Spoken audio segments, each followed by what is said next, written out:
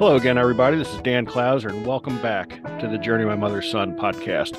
I'm joined with the owner of FXV Digital Design, Freddy Vásquez, and also a great friend of mine. Freddy, thanks for joining me today.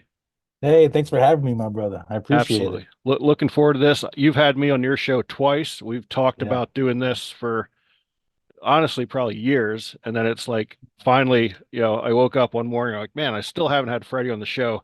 Shoot him that county link and let's get this thing done. So thanks for joining me today. Thanks for bearing the cold elements in Pennsylvania while I sit in the Texas Welcome Center to have this conversation. It's going to be like 65 today and beautiful. We'll end our day on the beach in the Gulf of Mexico. So throw that at you a little bit, but you were just in a sunny spot yourself, so it all works out.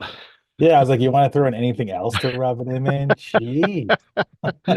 Um, but before we get started, just introduce yourself in your own words. Who is Freddie today? That's a great question, man, because the past year, um, we've had so much growth as a company, and I think I can honestly say I'm starting to find who I really want to be in life.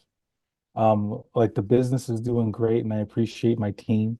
Built the team this past year, and it's allowed me to start thinking about what my role is. You know, so I've become their leader. And I say become because just because you have people underneath you doesn't mean you're automatically the leader. Yeah, You got to become a leader, become that general. And I talk to my wife Jill about it all the time. Like, I'm still working on being the general. I feel like I'm a leader for sure, but I still want to work on being a general. But right now, Freddie Vasquez is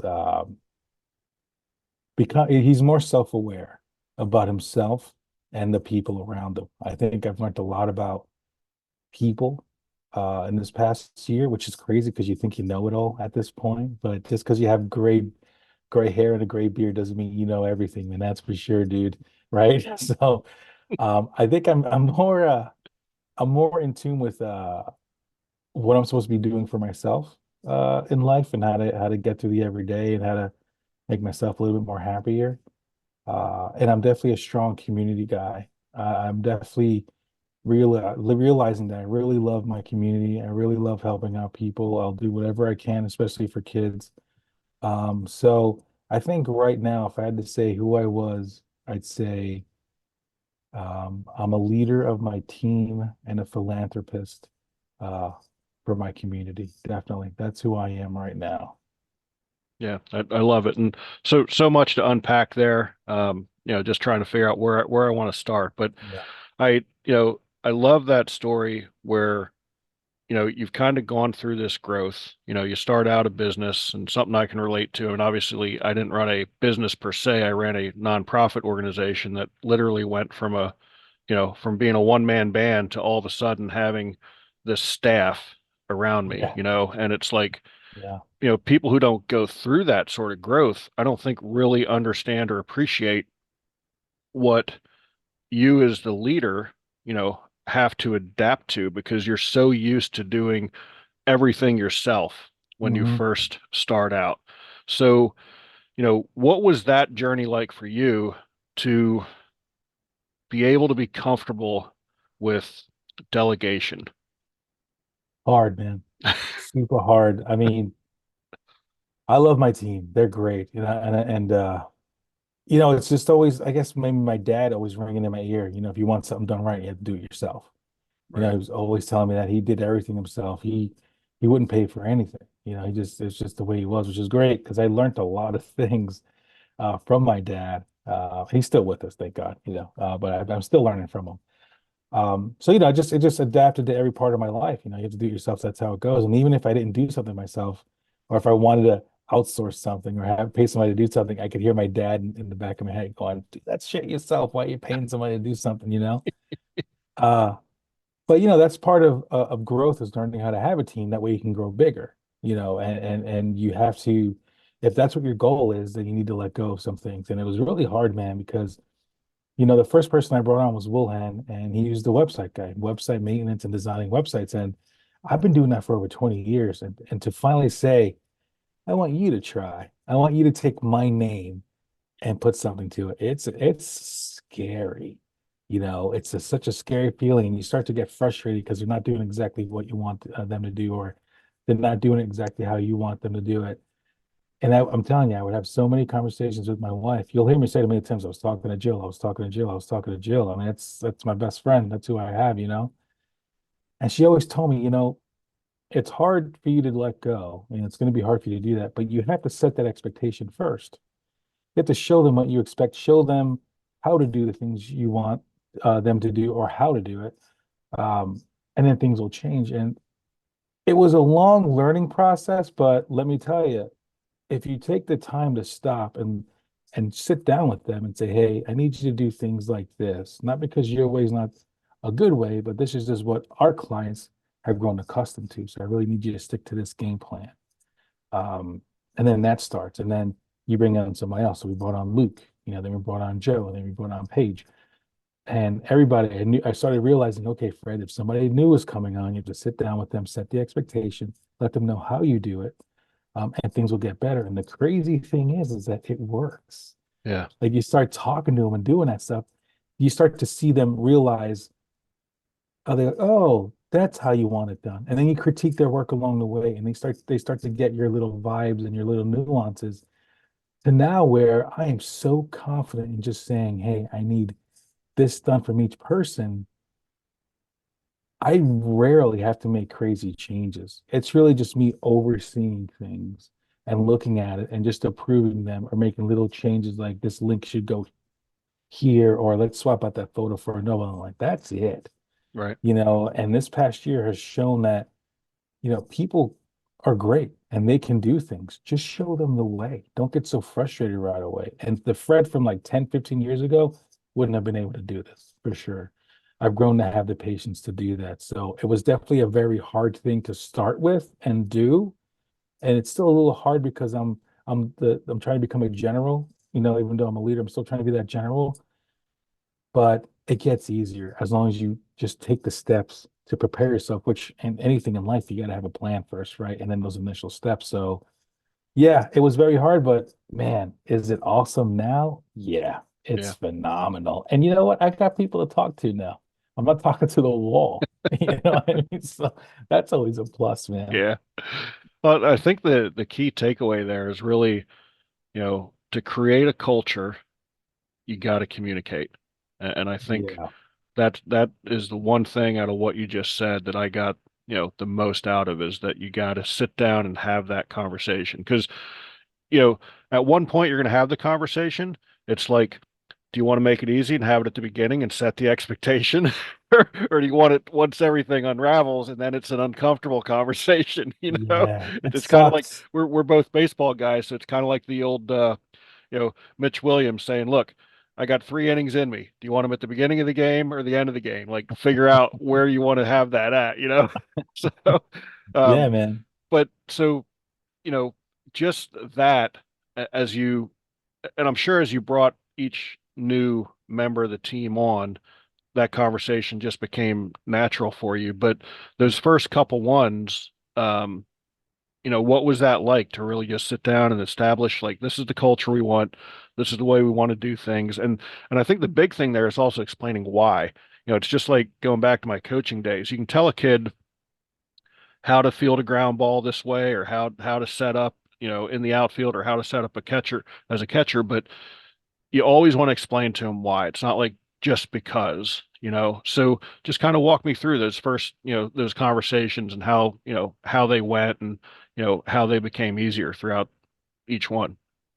Well, I think you hit it right on the head is by letting them know why we did things a certain way, that's what made it easier. And actually, that's what allowed the staff to like digest it better. Because at the end of the day, I hate being told what to do. I mean, like I've run my own business for so long now. I'm like, nobody tells me anything, unless it's my wife and kids, because there's 3 women, so I'm pretty much a sucker for any of them, right? But that's the whole thing. I think that's the main thing for me, how to get my point across. And I realized why the conversation got easier is because I let them know why we did it this way. So like for Will, Will would always be like, he'd have grandiose ideas for websites, and he'd be really kind of out there. And I'd be like, hey, listen, Will, your designs are great. I love them all. They're really awesome because I always start with the positivity. I'm like, but the reason why we don't do it this way is because they're a corporate client. You know, they might be an insurance agent, might be a machining company, whatever the case is. Their customers are going to go to their website and expect a certain type of vibe or culture when they're looking at the website. So even though you're making this really awesome website that will probably be great for a gaming company, doesn't really necessarily match our client. So when you back it up with, hey, positivity, and then let them know why it should be this way, they tend to digest it a little bit more. And then as time went on, I realized, talking with Luke's more of the advertising guy here. So for us, we talk about almost salesy things. I'm like, hey, Luke, I'll let them know that we take a certain amount of the budget and put it towards promoting the client on social media to gain followers. And he's like, well, why would we want to do that? We should just be using all the money to get leads. I'm like, yes, you are correct. We want to get the leads to the client because when they make money, everybody makes money. But if you still show that their followership is growing, other things are growing as well. Even sometimes on your worst days, you do have something positive to even send to the client. Say, hey, look, your followership has increased 20%. So you're always showing that something is going on, that we're always following all aspects of their online presence and that we're trying to grow for them. So then you get into that, and then you get into Paige, and I talk to Paige, and we're talking about email marketing. And I'm like, you want to always put the review thing in the bottom of the email because you want always people to have that access to leave a review for their client. So always backing up with positivity, and then the reason why is going to make every conversation easier, because it doesn't sound like you're like, do it this way because I want you to do it that way. It's like, no, that's in your brain. If you're thinking that as a leader, then you're not a leader, you're just a boss. Yeah. You don't want to be that. But doing that explanation that you spoke about and going through that, that's the only way I get through to my people, is by letting them know there's a specific reason for our clients why we do those things. And being very transparent helps too. Like I'm not so guarded about things. I let them know everything about our Yeah. clients and why we do certain things. You know, the secret sauce used to be a thing where people tried to protect. And I used to give the secret sauce to all my clients just out of the gate because I wasn't worried about them taking it and doing it for themselves. I Right. was more worried about them realizing I knew what the hell I was talking about. And I want my team to feel that way too. Like, just because I hired them doesn't mean I'm just sitting back here doing nothing. I want them to know that I understand every aspect of this business and Right. I have your back, and I want you to grow as well. And I think that's another thing they really appreciate, is that I'm not afraid of them growing and maybe doing their own thing. If that's what happens, God bless them. They got their own wings and they're going to go fly. But I'll never stop somebody from growing either. So I think that's part of the thing that helps makes these conversations a lot easier too. Yeah. Yeah. I think one of the other things you said in your first statements as we started this conversation was about the respect component. And I think a lot of times people assume that respect automatically comes with a, you know, supervisor role or but that's not the case. Like, you still have to earn it. Just because Mm. you've got title supervisor or title owner or title whatever it is, like, you do gain some respect by that title initially, but to really earn it and keep it, um, or to really keep it, you have to earn it. That was one thing is, again, I'll go back to as a coach, like, yeah, when a player first shows up at their first practice, you get a certain level of respect because you're the coach. But if you're a douchebag, like, you lose that respect pretty quick. So you have to do Yeah. things to gain their respect and to keep it. Um, what's I don't know who had the quote, but it was you know, nobody cares how much you know until they know how much you care. And I Yeah. wish I could give credit to who said that. I think it might have been I don't know. I'll screw it up, so I'll just let it at that. That you can Google it if people really want to know who said it. But that's so true. Nobody cares what you know if you don't care about them at the end of the day. Um, Yeah. and I learned that a long time ago with this, when I used to work in retail, and I used to run a store, a Sam Goody in New York City. And man, I won't lie to you, I was a douchebag. Back then, I was just like, I was running a store and blah, blah, blah, blah, blah. I was a store manager and I thought I knew everything and I was hot shit. I didn't know a damn thing about people. I knew right, everything about the store and how it was supposed to run. But I remember having like store meetings, and I was just like yelling at points saying, "You're not supposed to do this, and you're not supposed to do that." And I look back at myself now and go, "Man, who the hell were you, man? Like, what like frame of mind did you have to be in to realistically think these people were going to listen to you?" They Right. didn't give a shit about me the second that meeting was over. The Yep. second that meeting was over, they could care less about the place. They could care less what happened to me. They could care less about anything. They were there to get their paycheck and go home. Yep. Where now it's a 180. And I mean, I tell people all the time, if I asked Will to run through a wall, he would. He'd probably say, which one? Right. Because Right. that's just how much different we are now. And the respect factor is not just for, I don't want to receive respect. I give respect, Right. Right. and my team, I mean, I'll put them against anybody. They're the best because we treat each other with respect and we all have the same goal. Yeah. You know? So what was that journey like? And thank God we can evolve. Thank God we're still not the same person we were when we were, 20 or 25 or whatever that Yeah. was. Um, but what was that journey like to evolve from the Fred from Sam Goody to, you know, the Fred now at FXV? I mean, a lot of it had to do with just, where I was in my life. I was disgruntled. I mean, I grew up, I was in a band for 15 years. I always thought we were going to make it. I was going to be a rock star. And I worked in the music business for years. And everything crumbled with Napster. Napster came out, and the music business took a dump for a while. And I was in a metal band. I mean, unless you're Metallica, I mean, you're not making it. I mean, I've had conversations with bands that I've idolized growing up, and I asked them, what's it like going on tour all the time and coming home? He's like, yeah, it's cool. We do it for the love though, because when I come home, I still have a job. So being disgruntled that whole time, I was just taking it out on everybody else. I was definitely, single at the time, and really had no hopes of finding anybody. And those kinds of things are what meant a lot to me, was finding, my partner for life, and starting a life together. So back then, that's what really meant a lot to me. So I had none of that going on.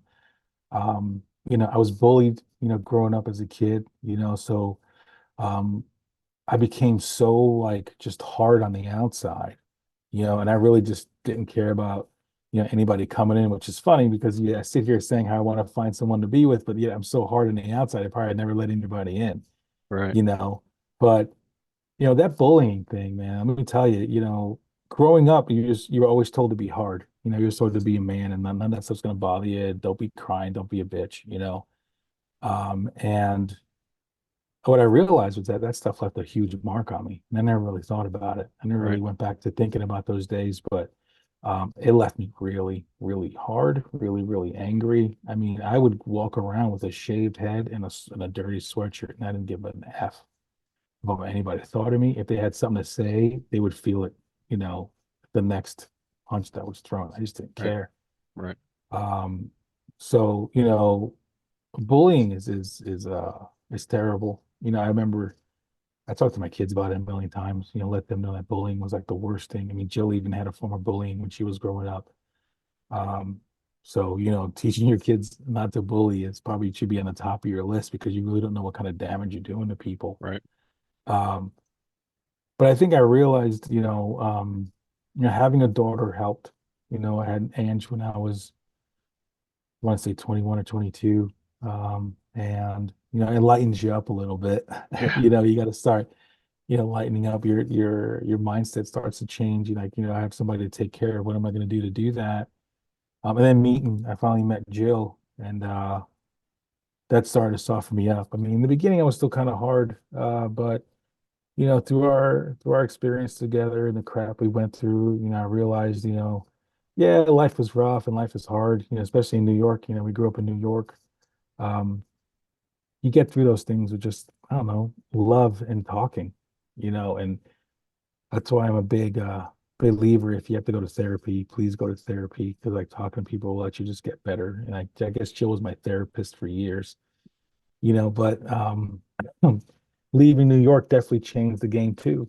When you live in a place where, combined we were making over 100,000 a year and yet still living check to check, that financial strain and that stress that you feel every day is going to take a toll on you too. So one of the turning points I would say for me, it was just leaving.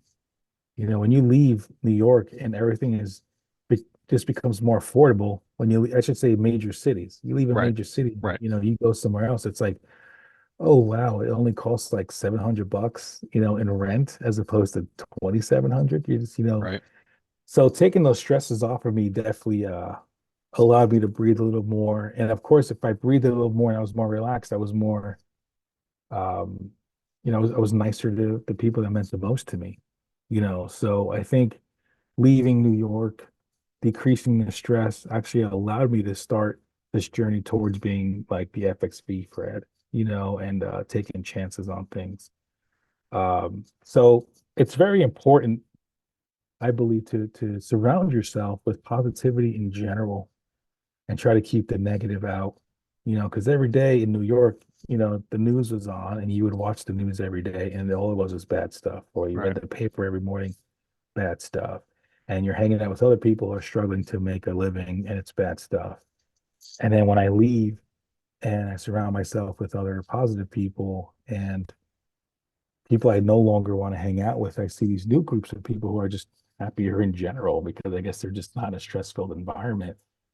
Things change, you Yeah. know. So it's very important to work on putting yourself in an environment that is positive. And I know it's not easy for everyone, but even something as simple as, you know, turning off the news and not listening to it at all Yeah. will change your mindset so quickly, Yeah. you know. So hopefully that answers your question. I just went down a million freaking No, roads, no, I but love it. And you know, hearing the way you talk about Jill and the way she kind of changed you, is something that really resonates with me. I mean, Sandy and I just celebrated 35 years together, 29 I years saw, married.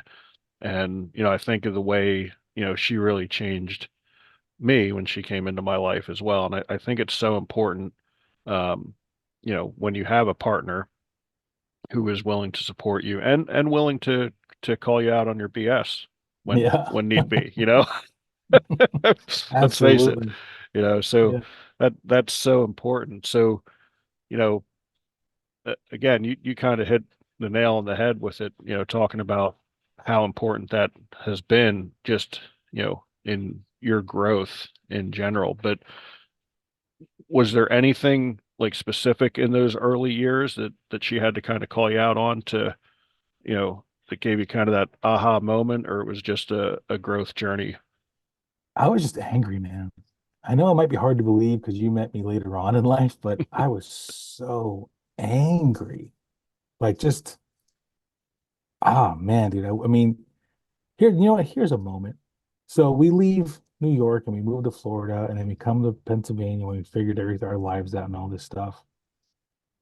And this makes me very sad, but there was this one night where we're eating at the table. It's the four of us. I don't know if it was all four of us, but we were eating at the table and Jill spilled her drink on the table. And I laughed and clean and went to go get a paper towel and like, oh, that's funny. You know, like, you know, something like that. You know, you're crazy or something I said, but laughingly. And we went to clean it up. And Jill said, oh, thank God. I'm like, what? She's like, I was ready for you to yell at me. Hmm. Like, could you imagine that, dude? Could you imagine your wife, the person that you love, and she supports you and loves you? Her reaction is, man, I thought you were going to yell at me. How fucked up is that, dude? Like, how much of an asshole do you have to be that your wife expects your first reaction to be to yell at her? Yeah. And like, you think I am so ashamed of that, that's what she would think in that moment. Like, I mean, that was just like, I mean, you know, can you imagine? I mean, I hope you can never imagine that, but that was one of those things where I was just like, damn, dude, like, how fucked up are you? Like, what is wrong with you? Like, this is the person you're supposed to spend the rest of your life with. This is the person that, or wants to, because we weren't married yet. That's right. So she could have just as easily said, go to the curb, youngin, you know, just get the hell out of here, you know, but and that was terrible, you know, and I was like, God damn, Fred, like, what the F is going on with you, man? So that was probably the beginning of the change, I guess, if I had to pinpoint it. But the fact that you asked me that question, I remember that right away. That had to be it, you know. Yeah. So yeah, I'm very ashamed of that, and I've apologized to my wife a million times, and all I do is like, literally everything for her and the girls. I feel like I'll be doing that forever, not just because I love them, but because I feel like I need to make up for the years where I was just a dick, So, but yeah, that was a bad one, man. I'm glad I was able to get myself out of it. Yeah. Well, like I said, I mean, I think, the message there is no matter, you know, what we've done, how we've done it, or even how long we've done it for, like we can change, Mm. like we can all change. We can all change for the better. And I think that's sometimes you talk to people and they say, it's too late. And it's like, no, man, it's Nah. never too late. It is Yeah. never too late. So if you want to make a change, make the change. So, um, going to shift gears a little bit. Um, when you and I first met, we were actually, introduced by a mutual friend of ours, Justin Shank, who we both, love and adore. Yeah. Um, but when we first met, like, we hit it off pretty much immediately because of baseball, Mm. just two, just crazy baseball fanatics. Me a Red Sox fan, you a Mets fan, so obviously 1986 is, that You've won that a few since then, though, man. You won yeah, a few thank since God. then. Thank I'm God for still that. waiting. I'm still waiting, man. But what is it about baseball that really, because again, I mean, you're a Mets fan, but you're a baseball fan, just like me. Like I'm a Red Sox fan, but I'm a baseball fan. So like you and I, we talk about Jackie Robinson, we talk about the great stadiums and, you know, that it's just more than a game. So I mean, what was it about the game that just made you fall so in love with it? I mean, the first thing that comes to mind is American. It's so American. Like it's baseball, man. Yeah, it's the one sport that you could play in the street, with just objects as bases. All you needed was just the clearance of a few cars, if that. Sometimes we played with the cars in the street. Um, Everybody gets a fair shot in baseball. There's no clock. Like it's not, you got 9 innings. Everybody gets half that inning. There's no clock. It's like, you watch football. Football's fun to watch for sure, but they play the clock. And at the end of the game, if you're the last person with that ball and it's a close game, you're probably going to win because you have possession with 30 seconds left. Yep, In baseball, you get an even amount of chances to win. It's yep, one of the most fair things in sports. yep. It's also one of the hardest things to do in sports is to hit a fastball. Hmm. Almost anybody can throw a football, almost anybody can make a basket. Try hitting a 98-mile-per-hour fastball. Let me know. Yeah, By the time regular people even figure out it's coming, it's there. yep, You don't even have like the time to think about it. And then it's also just very graceful, like it's one of those sports where you don't have to be a hard body at all. I mean, if anything, the more skinnier you are and athletic you are, the better you're probably going to be at the sport. Whereas football, you need to be big just to handle those hits, yep, but like, it's so graceful and the way things happen, the way they jump over the fences, shortstops will stop, ground ball up the middle, the way they flip it to the second baseman, with their glove backwards. I mean, what other sport do you know of where a man like Bartolo Colon can hit a home run at Petco Park and then still go and run out a ground ball and flip it behind his back to first and make it out? Now, this is Bartolo Colon. If you don't right. know who that is, do a Google Yeah, search yeah, and then wonder how the hell he ran that fast. You know, to make that out. It's just, there's so many things about the sport that also interest me because it's like chess. It's also chess. You're trying to think about what the next move is gonna be 2, 3, 4 innings down the road, yep, and one of the things that I remember about baseball too is, watching a documentary by Ken Burns. Bob Costas has such a great introduction. Like when he was one of the first interviews in that, and he was like, let's think about for a minute how it's 90 feet between each base, right? He's like, think about that, not 91, not, you know, 89 and a half, 90 feet. And then he was like, think about all the amazing plays you've seen at first base and how they've all been just like the like fractions of centimeters of space between being out and safe. He's like who thought about that? Who figured out that 90 feet would be the perfect distance Right. to create all those plays? Yeah, and you can go on and on about it, but baseball, man, baseball, at the end of the day, it's American. It's just American. It's one of those things where, like they said, even in that documentary too, like if there was a time capsule for America in like 3 million years from now, they had to open it up. They said there'd be three things in that capsule. It'd be the Constitution, jazz music, and baseball. And I'm like, oh, yeah. Yeah. And, for me, I mean, like there's so much going on in one play. Like when people say, I can't watch baseball because it's boring. I'm just like, well, you're just not watching it right. Like No, you're you're not. honestly, you're just not watching it right. And I'm sure we're probably in the same boat with this, with the pitch clocks and all that stuff. Drives me crazy. Ugh, hate it. Absolutely drives me crazy. But, just, a ground ball to short, like it's just not the shortstop and the first baseman that are involved in that play. Like everybody is moving on that play. Mm. Outfielders are moving to back up just in case he doesn't field it. Catchers, if there's nobody on base, the catcher's running down the line to back up the throw. I mean, there's just so many things going on in one single play. Um, and even, you think back to the play that Jeter made in the World Series a few years ago, where, you know, what is the shortstop doing along the first baseline Yeah. to cut off a throw?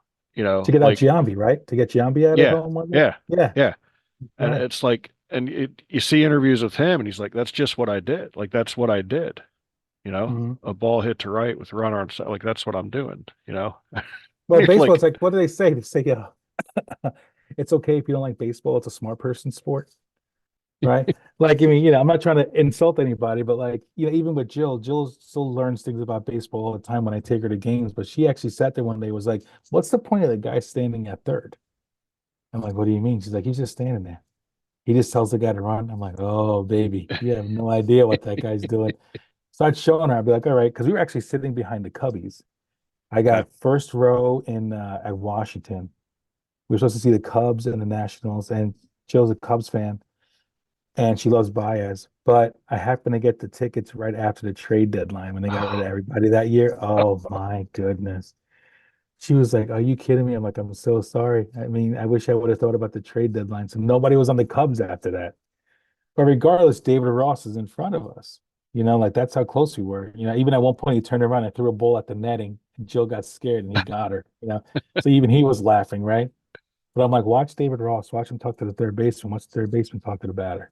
Just that simple little exchange. I'm like, watch. He's like, yep, oh wow. I'm like, yeah, they're doing the whole thing. I'm like, yeah, he's talking the whole time. I was like, there's so many things that nobody sees that's happening yep, in baseball. But I get it. Football is popular. It's action. It's violence. I mean, people love violence, UFC. I mean, look, I'm not saying I don't watch it. I love that stuff too. But baseball, man, baseball's a thinking man sport, and I think it really resonates with me because I played chess growing up. I played a lot of chess when I was younger. But it's definitely like just like almost like a physical chess, with a million rules, and hmm it's definitely the one sport that should be left alone.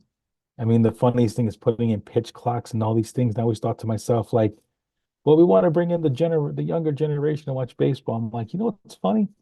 Either you like baseball or you don't. I right, don't think there's anything to do with any clocks or any changes or whatever the case is. It's like if you like it, you like it. You're not going to care how long it takes. right, And honestly, even on top of all that, how great the game is and all that stuff. How many places or sports places where you can go somewhere and enjoy the weather, just being outside. You grab a dog and a beer, like any normal red-blooded American, you know. And even if you don't really watch the game, it's such a great background that's happening while you enjoy time with people you love that are in your row. yeah, It's really hard to do that in other places. And not that listen, all the other sports I've been to, I love hockey. I think hockey in person is the shit. I love hockey. Basketball's fun. And even football's fun, but baseball, there's just something about baseball, man, where you can just sit there and enjoy the time that you have. You have 3 to 4 hours of not being bothered, enjoying the sun, listening to people have their crazy conversations, watching some crazy action, you know, and a dog and a beer, man. Yep. Doesn't get any better than that at all. No, no. And when they talk about, trying to attract the younger fans and that sort of stuff, it's like, you know, teach them the game. Like just teach them the game and they'll fall in love with it. Don't try to, you know, don't try to adjust it, like it's just so heartbreaking to see some of the rules that have been instituted in the past couple of years. And, Well, you know, it's the worst. I mean, it's you're messing with something it's almost like saying, "Hey, let's change the first line of the Constitution." I know it's just baseball to some people, and it's just a game, and I get it. That's the way you think, and you're allowed to your opinion. But I mean, when you really think back about like everything, I mean, baseball's been around for so long. I mean, people use it as history. You're like, "Oh, yeah, I remember that time I got this car." Yeah, it was back when, Thurman Munson was still on the Yankees, people will say, or, back that time with Carlton Fisk, when he did the thing like this, like hmm people will actually, pinpoint parts of their lives based on baseball. I hear it a lot, man. I mean, yeah, like, oh yeah, I wasn't really into going to Shea Stadium back when, John Rocker was a Brave and like all those days. You're like, oh yeah, I remember those days. It's like, yeah, they sucked. I was like, it's like when Brett Saberhagen was the pitcher, everybody's like, who? I'm like, exactly. It's like back then, so there's so much bigger. I wish I could explain it better because it's just a feeling you have that's on yeah, the inside. And I mean, I'm literally spending the rest of my life trying to get to every park, because even you brought up ballparks. I mean, how many places do you know that have unique parks? Like right, every park is different. Every basketball court is the same. Every football field is the same. Every hockey rink is the same. yep, Every baseball field is different. yeah, Everyone, different yep, dimensions. I mean, it gives you a reason to go to every park because yep, everything has their own unique nuances, their own unique food, yep, vibes. I mean, that's why I said I want to go to Oakland this year, man. And I know people hate it. I know people think it's a shithole, unfortunately, not because of the fans, because of ownership. But even then, that was one of the fields of my youth. I watched all those games, the World Series against the Dodgers in the 80s, man. I stood up late at night when everybody else was sleeping in my house watching these games. I need to go to that field this year before they stop using it because I have to see it once. yeah, That's yeah, how important it is to me. I need to travel across the country to do this. yeah.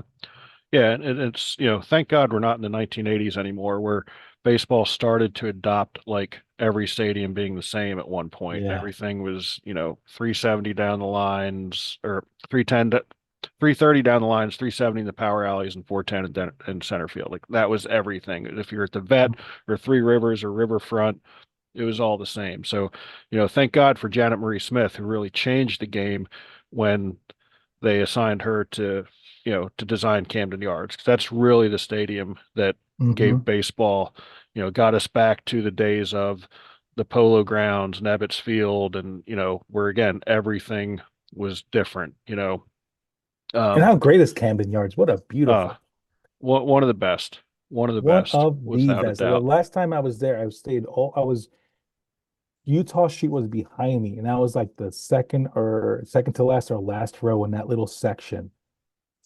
I never liked being that far away because I'm like, well, I'm an adult now, and I've made a couple dollars. I like sitting right behind home plate, or like I like going down there. But this day I went with my buddies Jason and Dom, and man, let me tell you, Dan, this was like, I'm like, this has got to be one of the best seats I've ever sat in. I mean, I was watching baseball on a beautiful day. I felt like I was right next to the action. Utah Street behind me. I'm like, this is a beautiful park. And like I know everything else since has been modeled after that park, but listen, I'm a Mets fan. I should be biased to City Field. I think that might be my favorite field. Yeah, Camden Yards, man. I mean, that's just yeah, mwah. definitely, definitely up there. And I'll never forget my first time at Camden Yards. Guy I'd worked for, me and another one of my coworkers were diehard Red Sox fans, and he had a friend who had season tickets, and he got us got us 4 season tickets so that we could go down with our wives. And he said we were asking him like, and this was probably the second or third year the Camden Yards was built, so you didn't have the information at your fingertips the way you do Mm. now to look at seating charts and stuff like that. It was a lot more difficult. So, all we had were tickets that had numbers on it. And, we're asking Nick, like, where are these seats at? He's like, I'm not sure. I just know they're behind, the Red Sox dugout, So we're thinking like, 30, 40 rows behind the Red Sox Mm. dugout, on the third Yeah. baseline somewhere. And dude, we were 2 rows behind the Red Sox dugout. Yeah. And this is when, Otis Nixon was leading off for the Red Sox. So I'll never forget this. Like I heard the donut hit the on deck circle when he went up to Yeah. when he hit the bat on the on deck circle, knob of the bat, and the donut hitting the on deck circle. And Mussina and Clemens was the pitching matchup, Oh, and when you hear that pop, like when you're that close, it's when you yes. get, it's like a whole different respect for how hard those guys are throwing. Yes. And the Red Sox lost 2-1. Like I said, I'll never forget that experience. Like the Red Sox lost that game 2-1, but man, it was an incredible game. And just, again, those two guys out there on the mound battling and just, it was just, I'm literally, my hair standing up on my arms Yeah, talking about dude. right now, That's so exciting, man. I remember the first time I was ever close was a spring training game. It was at Port St. Lucie. And the one thing, you make such a good point about noises when you're that close. I was watching Nelson Figueroa warm up for the Mets, and he was flinging it across right in front of me. So he's here and he's pitching to the catcher down here. And what I noticed that whole time was how the ball broke the wind because of how it was just giving that flutter sound. And hmm I'm like, oh wow, that's what it sounds like. And I'm sitting Yeah. there with my daughter, and she's like, what are you so excited about? He's just throwing a freaking ball. And I'm like, you have no idea. Like I've never been this close to professional baseball, and like I just happened to be there that day, and I took her out of school, and we're just sitting there watching, and she just said, and I'm like, "What?" And I'm just listening to the flutter, and and I still to this day I'll grab a baseball and I just gotta smell it, Yep. just like so many weird things. I mean, we could talk about baseball for hours, Oh dude. yeah. Oh yeah. Experiences, forget about it. But that's part of the beauty of it, right? Even listening to a ball flutter in the wind, you listening to the donut hit that on deck circle. Like, I mean, when you fall in love with something, it's pretty much like your wife. I hmm guarantee you can tell every nuance of her. You know the way her hair is parted, you know the way she smells, you know the way she does little weird things with her mouth when she's thinking. It's the same thing. Every little thing I know about my wife, every little thing I know about baseball. And it's a love that you will, if anything, it might be your first love. You probably fell in love with that sport before you fell in love with another person. And that's a love that just doesn't die, man. Yeah. Never will. Yeah. So true. So true. Someone was just asked me the other day, they were talking about my books and you know, they they asked, well, was baseball you know, did you only play baseball growing up? And I was like, no, I played, soccer and football, basketball. I wrestled a little bit. Um, I said, but baseball is what stick. That's what Mhm. stuck. Like I played baseball from the first game I played to the last game I played. It was nonstop. Basketball, I might take a season off here. Soccer, I'd play here and there, football here and there, but baseball was that one thing that, you know, like, like James Earl Jones says, that one constant, was baseball. Is baseball. That was the one thing that, Yeah. regardless of where I lived, whether I was living with my mom or living with my dad as I was growing up after they were divorced, like baseball was that one constant that was always there, you know. And that movie is iconic. I took my daughter when it came back in theaters, what was it, 3 years ago or something? I was like, Angie, why don't you come watch this movie with me? Just watch it with me. She's like, okay. And she did. And at the end of the movie, she was like, okay, Dad, now I get it. Like she understood after that movie because I couldn't explain it. I might be so terrible at explaining it, but man, if you ever want to know why a baseball nut loves baseball, just watch that movie Yep. and look at the crazy things he does the whole movie. Those Yep. are things that you and I would do. We Yep. wouldn't think twice about it. We would go and ask for forgiveness afterwards. Be like, honey, I'm coming home after I go to Boston. It's like, what are you talking about? You got to come home. The farm's gonna get lost, but that's how crazy we are, and that's a great movie to watch if you're, on the fence or wondering why baseball means so much to people. Yeah. And we've and I think we talked about this on your show. We've been to the Field of Dreams twice now. I actually did a book signing there, which was Oh, like I could have cared less amazing. if I sold one book, like it was just Right. like I'm doing a book signing at the Field of Dreams. Yeah, dude. And like I don't even remember how many books I sold. It wasn't a huge number, but again, like the people I met that I was talking to, like we met this couple from Scotland who, Wow. were like, yeah,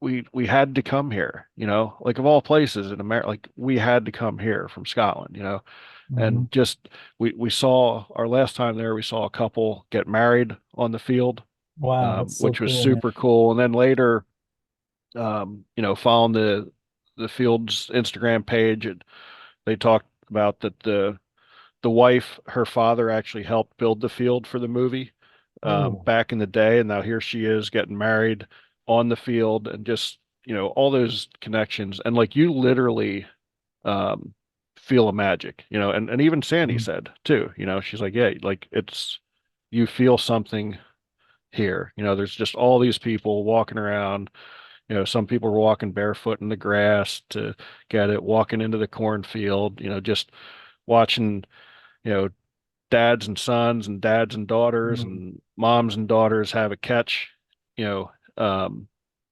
in the outfield. It was just so cool. And even, taking Uke out and walking him around in the grass, it is magical, So Well, for there's anybody magic out there, everywhere in baseball. yeah, There's magic everywhere in baseball. I mean, that's you want to talk about magic. Like we went to Wrigley Field in 2018, and it was my first time there, and I wanted to knock it off the bucket list. So I'm like, yeah, we checked out Chicago, and Joe was like, yeah, let's go to Wrigley Field, of course. So we go and watch this game, and that place is magical. Like the people, the fans, the love, they live and die by the Cubbies. I mean, they got songs about them winning, and we're sitting there watching this game, and it was just like such a great event, and such a party, and the vibe, and just God, it was so good. And you could feel the love and the excitement for the Cubbies, and the Cubbies won. And it's over, and everybody's singing "Go Cubs, go!" and the freaking W's flying, and we're walking out, and Jill's like, "Can we come back again tomorrow?" And I was like, "What? You want to come back to another game the next day?" And not that she doesn't support that I love baseball, but I try not to totally bombard her with it. She was like, "I want to come back tomorrow." And so we went back the next day, and she loved it all over again. That's why I yeah, tell people, if you ever get to Chicago, go to Wrigley Field, experience it, walk around, feel it, love it. We did the tour. And from that day on, Jill was like, I'm a Cubs fan. And that was it. She got the Cubs hat, she's got Cubs gear, done. She is a fan for life because of the magic that she felt in Wrigley Field that yep, one, those 2 nights. It was amazing. yep, yeah, and it is. I mean, you go to places like that, and again, you just you feel it. You feel the magic. It's unbelievable. And I And it's think historic because they've been there yes, since, what was that, 1918 or something? 1918 or 14. Maybe Um, 1914 because 1912 was Fenway? 1912 was Fenway, Right. and their And Wrigley's just a little the younger second than oldest. Fenway. Yeah, Right.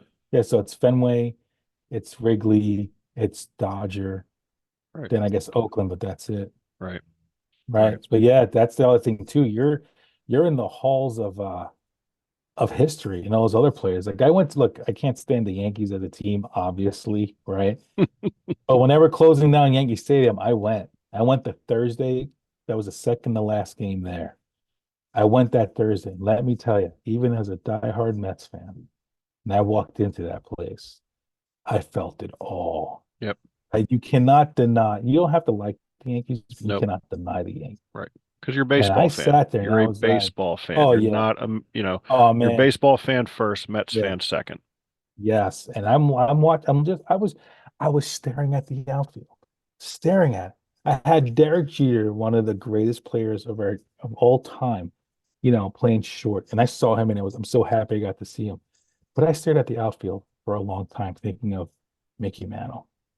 And I was like, Mickey Mantle ran around here. Hell, Willie Mays ran around there. Hmm. Luke Schneider ran around there. And I'm like, this field that I'm looking at has seen some of the greatest ever play the game on it. And I just couldn't stop looking at it, man. And I was like, wow. Like, I was like, all right, I'll give it to you at Yankee Stadium. I know you had a lot. And I was so surprised they knocked it down.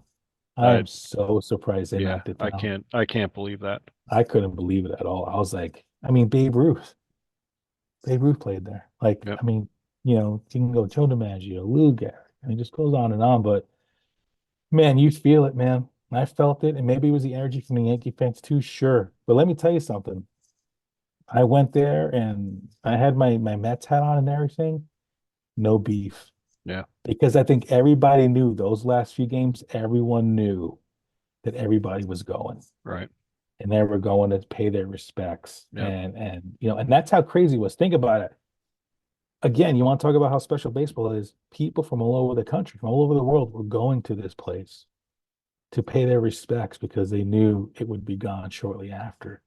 How important that is. It's like, think about it. Baseball is not just a game to a lot of people. Right. Baseball is a religion Yep. and should not be messed with and not be trifled with. Yep. And Jill knows I've gotten a lot calmer too with the Mets in the past few years.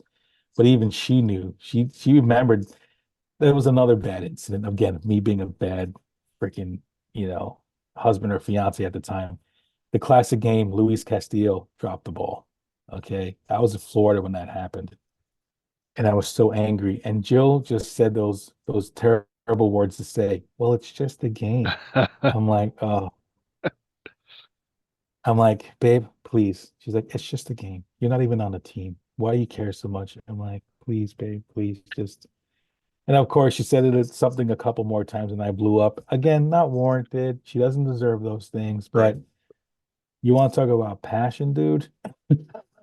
I mean, Mr. Met, he's right here. I mean, I don't know what else I can tell you, but yeah, that's one of my also shameful moments involved. The Mets losing because Castillo couldn't catch a fly ball. Yeah. Yeah. And just you understand that when, like again, going back to '04 when the Red Sox finally won the series, and then, just seeing all these hundreds of, you know, news clips and stuff of, people going to the cemetery, to tell Mm, their deceased dad, or their deceased grandfather that the Red Sox finally won. And the same thing with, talk about the Cubs. I mean, the same thing when they finally won. You got generations of people, you know, like sharing that with, loved ones who have gone on, um, yeah, just I always shows said you that that. I it's so always said much bigger than the game. oh, for sure. I always said that the Mets are going to win the year after I'm dead. I'm like, I tell you, I'm like, get ready. I tell my daughters all the time, make sure you go to my grave and drop a little Mets flag. Go, they did it. Because I still remember that scene from one of the Red Sox documentaries. With it was an older lady, and she's like, "We did it, Pop Pop. We did it." And I just felt it right here. I'm like, people don't understand, man. Yeah. Like they if they're not into it, they will never understand. Like Yep. they went to that grave and said, "We did it."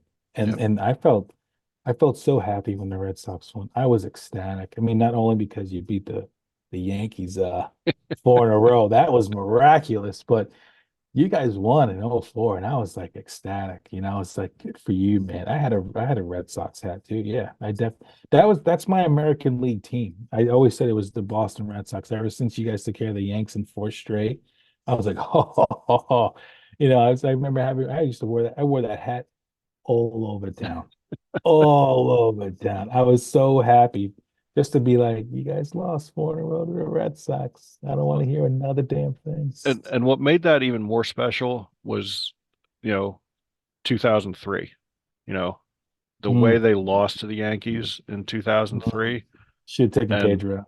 no, yeah, definitely should have. Um, Yeah. but then to just, come back, um, and do what they did in '04 was just incredible. Holy Again, cow. after the beatdown they took in game three. I mean, a Yes. beatdown, you Mhm. know, and then just, you know, Everybody thought it was over.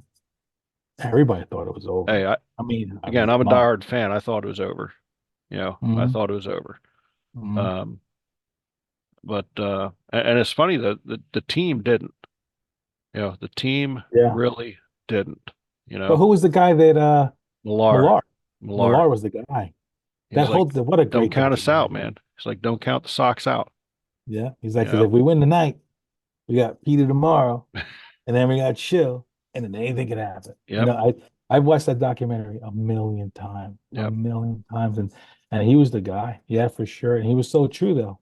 hmm, Because man, if you know anything about sports, it's momentum, boy. yep, Oh, buddy. I mean, look, you just watched the Lions and then the Niners. yeah, Ah, that was heartbreaking, yeah, but yeah, momentum is huge.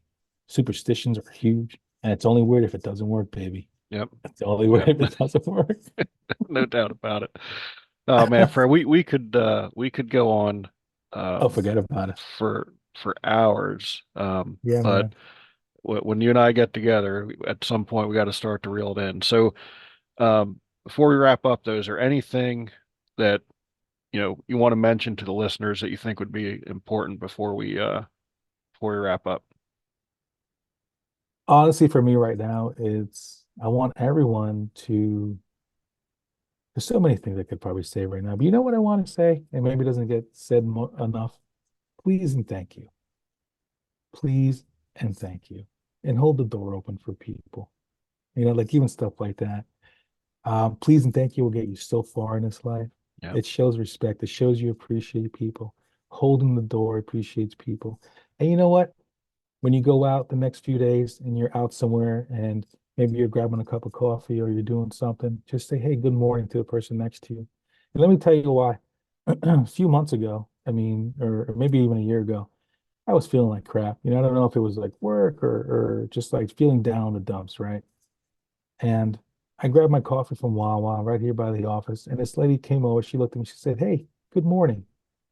And she was smiling. I looked right at her and I said, good morning also. I was like, and you know what? Thank you. You have no idea what that means to me right now. It sounds so crazy, but thank you so much for smiling and saying good morning and just reminding me that it's okay.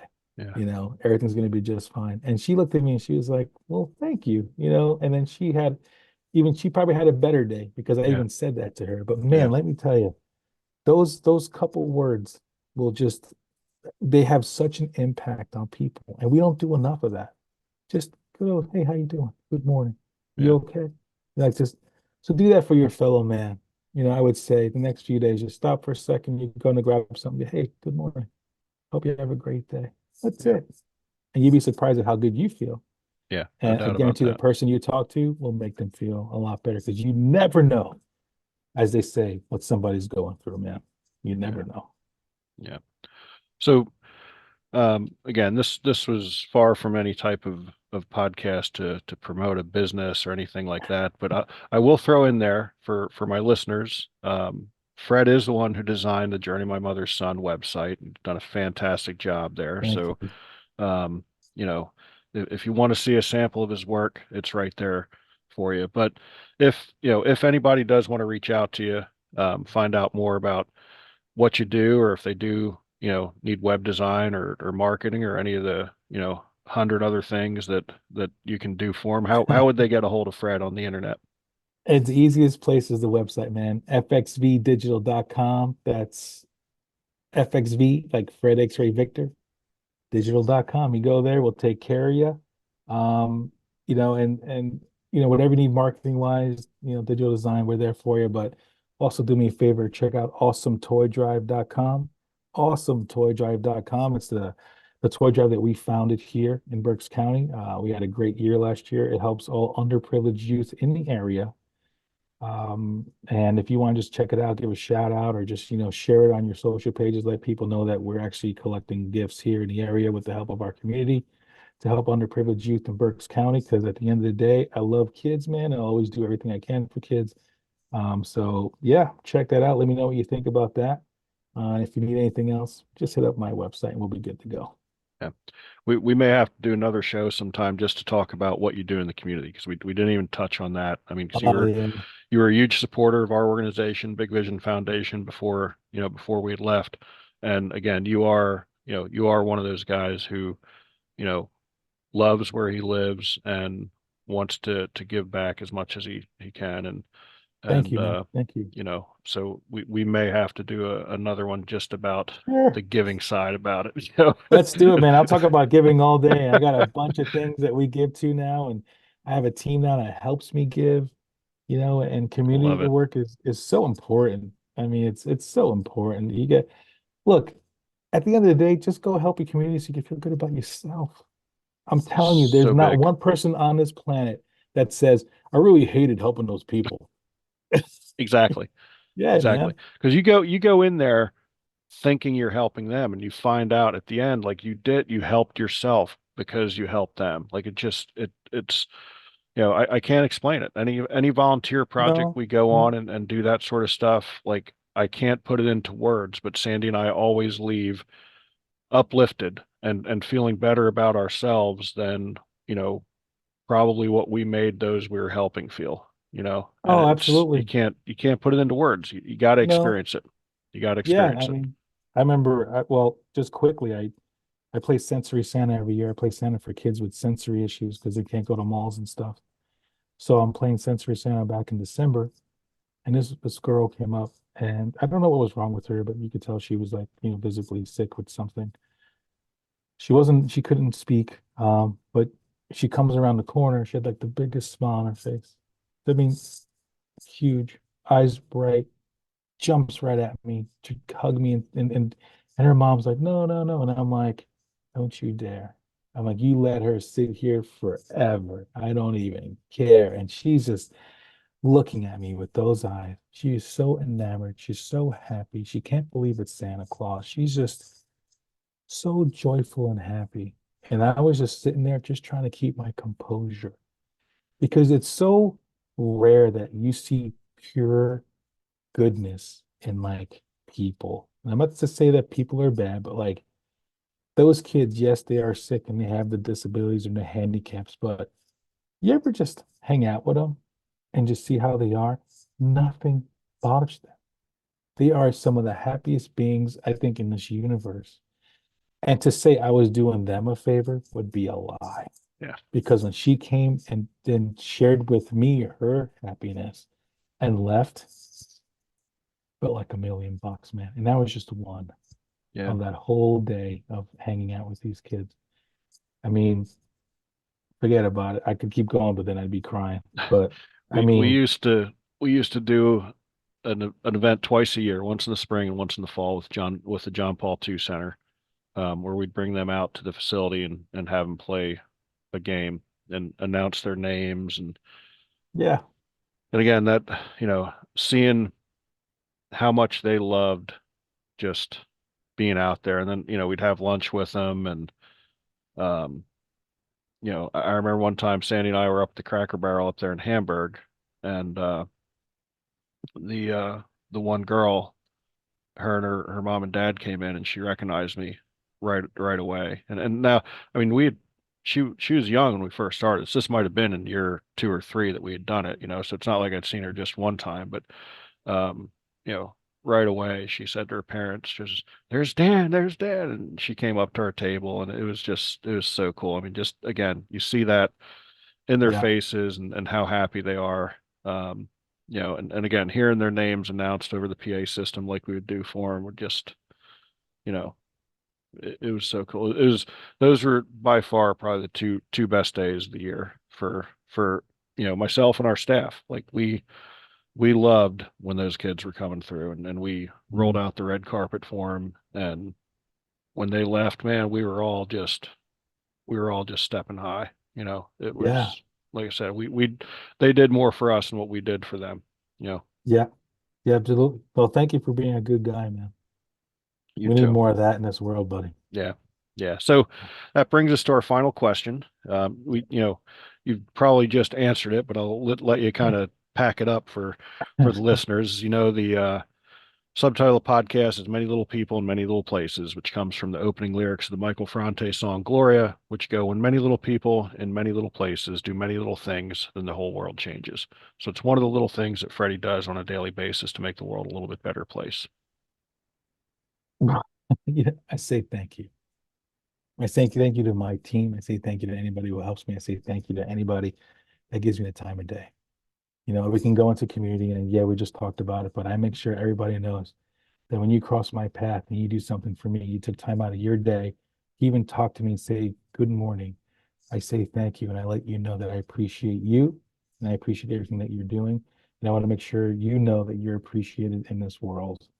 And those little things like that, just saying that, just it'll change people. And like, I was, between us really quick, I had to go to the ER last week. Everything's fine, nothing crazy, but I went in there, but I made sure every person that helped me that day, I let them know, thank you very much for what you do, and I appreciate you. And the crazy thing was the reaction I got from each one of them was so positive. And they also said we don't hear that much, which kind of pains me, Yeah. and I feel so.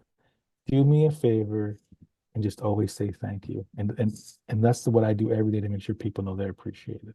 Yeah. I love that. And that's great advice. Great advice. Because it does. It means the world to people because so often you don't hear it. So when you Mhm. do, so let's change that. Let's change Yeah, that, you know, you hear it a lot more than we do today, so I love that. Fred, again, man, we could have gone on and on. yeah, I can't wait till sometime where, Sandy and I meet you and Jill in a campground and we hang out once you guys, start being on the road a little bit more. yeah, That'll be a good time for sure. We get back sure. to Pennsylvania, we'll definitely connect. I love getting together with you, as listeners can tell. Like this could have this could have gone on for a long time. I think they Yeah, can man. pick up on the synergy. So I really appreciate you taking the time. For folks out there listening, be sure to check out my other podcasts and blogs at journeymymotherson.com. And while you're there, pick up a copy of one of my books. Again, Freddie, thanks so much for the time. This is a great conversation. Thank you, brother. I appreciate you. You bet.